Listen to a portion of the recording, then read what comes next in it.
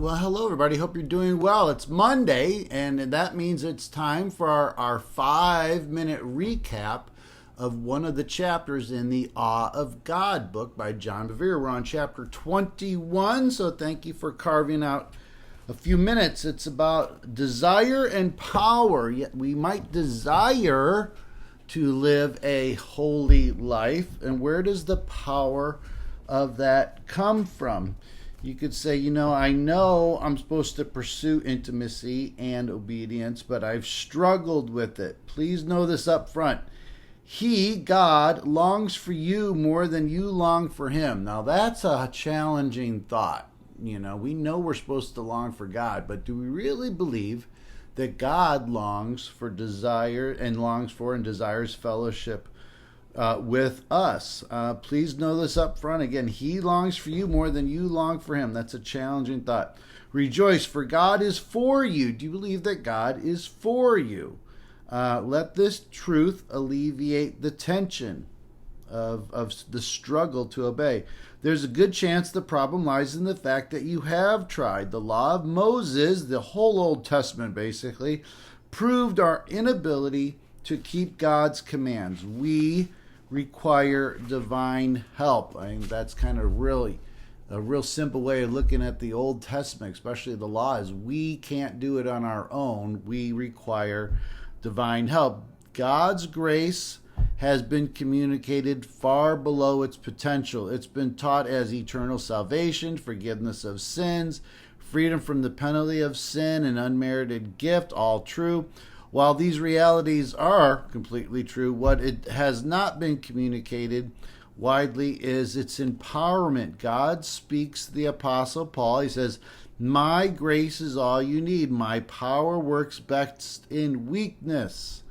Simply put, Paul, what you couldn't do on your own ability, you can do now by my power. That's called grace.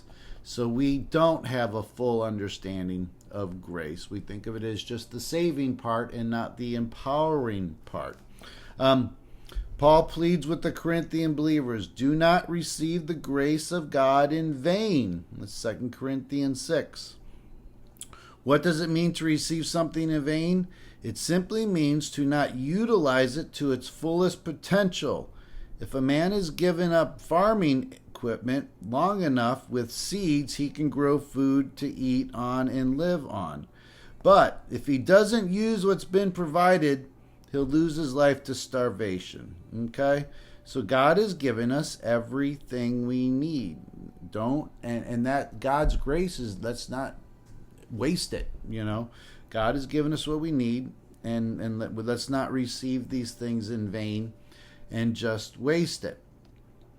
Paul pleads with the believers, again, do not waste God's grace, then interjects his love for them and asks why it's not being reciprocated. Then he returns to the main thought, how their neglect of God's grace was evident by the ungodly people who influenced them. And then 2 Corinthians 6:14. You are not the same as those who do not believe. So do not join yourselves to them.